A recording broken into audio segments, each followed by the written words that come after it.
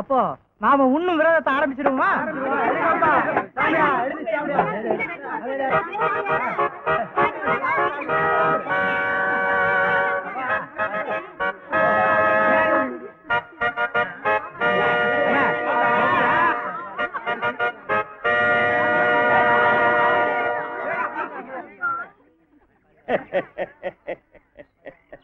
அடுத்த தடவை இவனுங்களாவே தானா இடம் மாத்திக்குவானுங்க.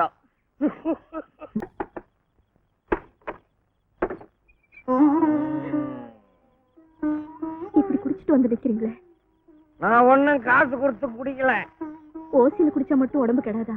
உனக்கு விவரம் பத்தாது புள்ள. மரம் செழிப்பா வளரணும்னா தண்ணி ஊத்தணும். மனுஷன் அறிவு வளரணும்னா தண்ணி போடணும். என்னங்க வேண்டாத விஷயங்களை பேசுறீங்க, வேலை வெட்டி இல்லாம சுத்துறீங்க. குடும்பத்தை பத்தி கொஞ்சமாவது நினைச்சு பாக்குறீங்களா? வயசுக்கு வந்த 3 பொண்ணுங்க, படிக்கிற 2 பசங்க, இவங்களுக்காக நாம என்ன செஞ்சிருக்கோம், என்ன செய்ய போறோம்? பையனுங்களை விடுங்க, பொண்ணுங்க நிலைமை அப்படியா? வயசாகி போச்சுன்னா எவன் தான் பொண்ணு கேட்க வருவான்?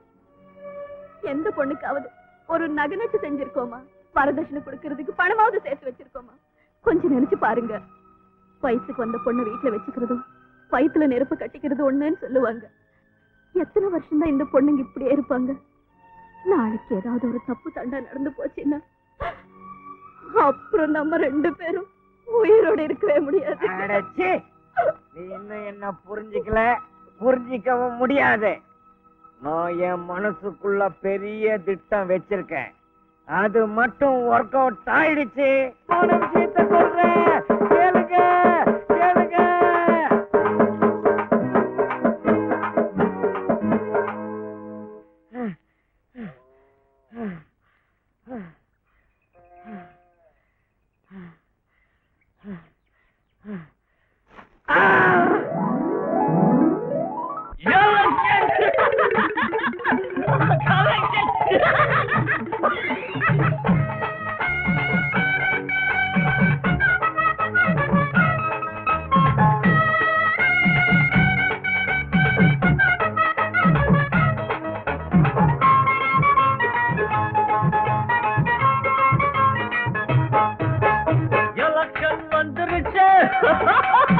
எலக்ஷன் வந்துருச்சு எங்க ஜோபிக்குள்ள.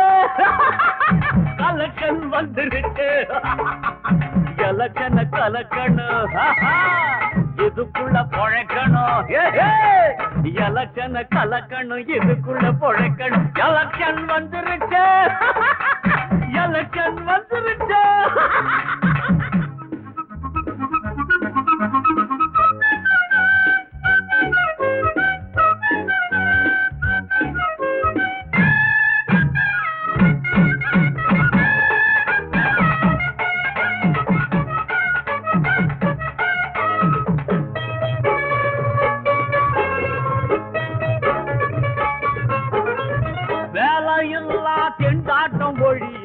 தேர்தல் வந்தா போதும், வாரம் தேர்தலும் வந்தா வயிற்று பசிதான் தீரும். ரோட்டிலே உண்டியல் புழுக்கு, ஏட்டிலே இல்லையே கணக்கு. தாய்மார்களே பெரியோர்களே, எங்கள் சின்னம் உண்டியல் சின்னம். துண்டு வாங்காதிலும் துண்டு போடும் தம்பியே, கட்சி கொடி கண்ணிரடி தண்ணிரடி பொண்ணு ரெடி. எலக்ஷன் வந்துருச்சு, எலக்ஷன் வந்துருச்சு, எங்க ஜோபிக்குள்ள கலெக்ஷன் வந்துருச்சு. எலக்ஷனை கலக்கணும், இதுக்குள்ள பொழைக்கணும். எலக்ஷனை கலக்கணும், இதுக்குள்ள பொழைக்கணும். எலக்ஷன் வந்துருச்சு, எலக்ஷன் வந்துருச்சு. வந்தது சுதந்திரம் நமக்கு, நீ வாயிலே சொல்வதே கணக்கு. வாக்குறுதி போடையில என்ன பண்ண தெரியுமா? வாய் கரிசி போட்டு விட்டோம். எந்த கட்சி ஜெயிக்குமோ அந்த கட்சி நம்மது. ஓட்டு பெட்டி நிறையும் முன்னே வீட்டு பெட்டியை நிரப்பி விடு.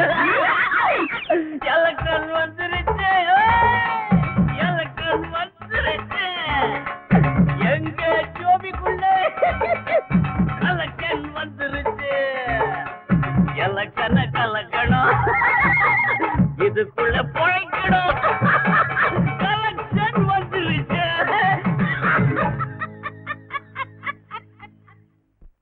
எம்எல்ஏ சார், ஆட்சி கலைஞ்சு போச்சு. சீக்கிரம் தேர்தல் தேதி அறிவிச்சிருவாங்க. இப்பவே நம்ம எலெக்ஷன் ஒர்க்க ஆரம்பிக்க வேண்டியதுதான். சவத்துல எழுதணும், போஸ்ட் அடிக்கணும், பேனர் வரையணும், 80 அடியில உங்களுக்கு கட் அவுட் வைக்கணும். நீங்க பாட்டுக்கு பேசாம இருக்கீங்க. வேலை நிறைய இருக்கு. நாளைக்கே போய் வீடு வீடா ஓட்டு கேட்க வேண்டியதுதான். எந்த முகத்தை வச்சு ஓட்டு கேட்கறது? தேர்தல் நடந்து இன்னும் 1 வருஷம் கூட ஆகல, அதுக்குள்ள அடுத்த தேர்தல? பிச்சைக்காரங்க தினம் தினம் சோத்துக்கு பிச்சை எடுக்கிற மாதிரி அரசியல்வாதிங்க தினம் ஓட்டு பிச்சை கேட்டா ஜனம் என்ன நினைப்பாங்க? ஓட்டுக்கு தான் என்ன மதிப்பு இருக்கு? வருஷத்துக்கு 2 தேர்தல் நடந்தா யார் வீட்டு பணம் செலவாகுது? வரி பணம், மக்கள் பணம். குடிநீர் திட்டத்துக்காக எங்க அரசு 100 கோடி ரூபாய் செலவழிச்சு. வரப்போற தேர்தல்ல ஒருவேளை எதிர்கட்சி ஜெயிச்சா அந்த திட்டத்தை தூக்கி குப்பையில எறிவாங்க. ஜனங்களோட பணம் வீணா போயிடுச்சு. அந்த திட்டம் மக்களுக்காக போட்ட திட்டம், முதல் மந்திரிக்காக இல்ல. இனிமே வர முதல் மந்திரி அந்த திட்டத்தை தொடர்ந்து முடிக்கணும். அதுதான் நியாயம். ஆனா முடிக்க மாட்டாங்களே. முடிச்சா புகழ் முன்னால இருந்த முதல் மந்திரிக்கு போயிடுமேன்னு பயம். தனிப்பட்ட 2 பேரோட பகையால மக்களுக்கு கிடைக்க வேண்டிய தண்ணியும் கிடைக்காது, பணமும் வீணாயிடும். மேடையில பேசுற மாதிரி பேசிட்டீங்க. கேட்கறதுக்கு நல்லா தான் இருக்குது.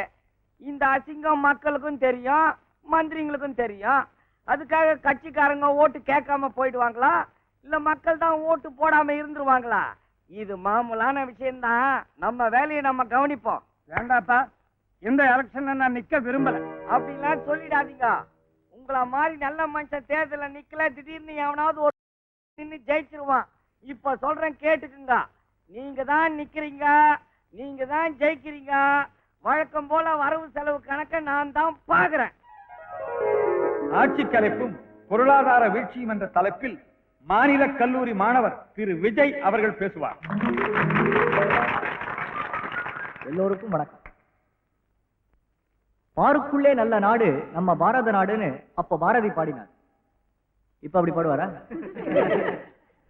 ஆனந்த சுதந்திரம் அடைந்தோம்னு பெருமையா சொன்னார். இப்ப அப்படி சொல்லுவாரா? பாரதி பார்த்த பாரதம் வேற, இப்ப நாம பார்க்கிற பாரதமே வேற. அப்ப இருந்த தலைவர்கள்லாம் நாட்டுக்காக நாமன்னு வாழ்ந்தாங்க. இப்ப இருக்க தலைவர்கள் நமக்காக நாடுன்னு வாழறாங்க. சுதந்திரம் அடைஞ்சு 43 வருஷத்தை தாண்டிட்டோம். ஆனா நாம இன்னும் வறுமை கோட்டை தாண்டல. 5 வருஷத்துக்கு ஒரு முறை வர வேண்டிய தேர்தல் 6 மாசத்துக்கு ஒரு முறை வருது. சின்ன பசங்க மணல் வீடு கட்டி கலைக்கிற மாதிரி தனக்கு பிடிக்காத கட்சியோட ஆட்சியை எப்ப கலைக்கலாம்னு மத்திய அரசு காத்துக்கிட்டு இருக்கு. தேர்தல் வந்த அரசியல்வாதிக்கு கொண்டாட்டம் தான். ஏன்னா ஆயிரக்கணக்கில் செலவு பண்ணி லட்சக்கணக்கில் சம்பாதிக்கலாமே. இப்படி செலவழிக்கிற பணம் யாருடைய பணம்? மக்களுடைய பணம். 5க்கும் 10க்கும் அல்லாடுற ஏழைகளுடைய வரி பணம். கோடிக்கணக்கில் செலவு பண்ணி கட் அவுட்டும் பேனரும் வைக்கிறதுக்கு பதிலா தொழிற்சாலைங்க அமைக்கலாம், ஆஸ்பத்திரிங்க கட்டலாம், பள்ளிக்கூடம் கட்டலாம். இப்படி செய்யாததுனாலதான் நம்ம நாட்டோட பொருளாதாரம் சீரழிஞ்சு போச்சு. தேர்தல் நடத்தியே நம்ம நாடு திவாலாயிடுச்சு. தேர்தலே அடிக்கடி வருதுன்னு யோசிங்க. மெட்ராஸ்லயும் டெல்லியிலயும் ஒரே கட்சி ஆட்சிக்கு வந்தா தாயும் மகளும் போல ஒத்து போறாங்க. அதுவே சென்ட்ரல்ல ஒரு கட்சி, ஸ்டேட்ல ஒரு கட்சி ஆயி போச்சுன்னா மாமியார் மருமக தகராறு தான். இப்படி இருக்கிறதுனாலதான் நம்மளால நிலையான ஒரு அரசு அமைக்க முடியல, சரியான திட்டங்களை போட முடியல. நாம பதவியில நிலைப்போமா நீடிப்போமான்ற பயம் நம்ம மந்திரிங்களுக்கும் எம்பிங்களுக்கும் எம்எல்ஏங்களுக்கும் வந்துடுச்சு. அதனாலதான் அவங்க நாட்டை பத்தி கவலைப்படாம வீட்டை பத்தி கவலைப்படுறாங்க. பதவியில் இருக்கிற கொஞ்ச நாளைக்குள்ள பல கோடிகளை சம்பாதிச்சிடணும்னு ஆசைப்படுறாங்க. பதவி பதவின்னு அவங்க இப்படி அலையறதுனாலதான் நம்ம நாடு மற்ற நாடுங்க கிட்ட உதவி உதவின்னு அலைய வேண்டியதா இருக்கு. தரமட்டமான பல நாடுகள், குண்டு வீச்சுல தரமட்டமான பல நாடுகள் இன்னைக்கு தலை நிமிர்ந்து நிக்குதுன்னா அதுக்கு காரணம் அரசியல்வாதிகளுடைய ஆர்ப்பாட்டம் இல்ல, அங்க இருக்கிற மக்களுடைய உழைப்பு. அமெரிக்கா, ஜப்பான், ரஷ்யாவில சாதாரண வேலை செய்யறவங்க கூட கார்ல போறான்னு சொல்றோம். அந்த அளவுக்கு அந்த நாட்டோட பொருளாதாரம் உயர்ந்திருக்கு. அதே மாதிரி நம்ம நாட்டோட பொருளாதாரம் உயரணும்னா பணத்துக்காக, பதவிக்காக, புகழுக்காக தப்பு செய்யற தலைவர்கள் கட்சியில இருந்தாலும் சரி, ஆட்சியில இருந்தாலும் சரி, அவங்க விரட்டி அடிங்க. அப்பதான் நம்ம நாடு முன்னேறும், நம்ம பொருளாதாரம் உயரும்.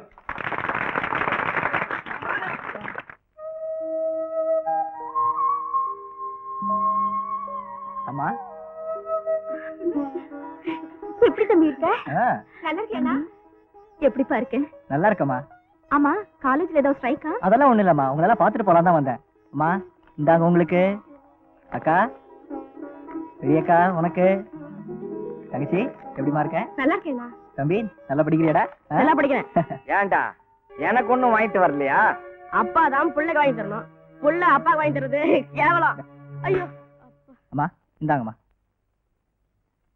ஏதுப்பா இந்த பணம்? ரோட்டரி கிளப்ல ஒரு பேச்சு போட்டி நடத்துனாங்கம்மா. எங்க காலேஜ் சார்பில் நான் கலந்துக்கிட்டேன். அதுல எனக்கு தான் முதல் பரிசு 2000 ரூபாய். அதுலதான் இதெல்லாம் வாங்கிட்டு மிச்ச பணமா. எதை பத்தி பேசுன? அரசியல்வாதிங்க செய்யற அநியாயத்தை பத்தி.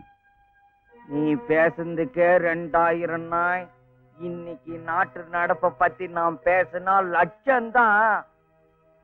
ஆமா, பட்டணத்துல இருந்து வர்றிய, எலெக்ஷன் தேதிய என்னைக்கு அறிவிப்பாங்களா? எலெக்ஷன் சீக்கிரம் வந்துடும் சொல்றாங்க. சீக்கிரம் வந்துருமோ? என்னைக்குன்னு தெரிஞ்சா சந்தோஷம் ஆயிடுவனே.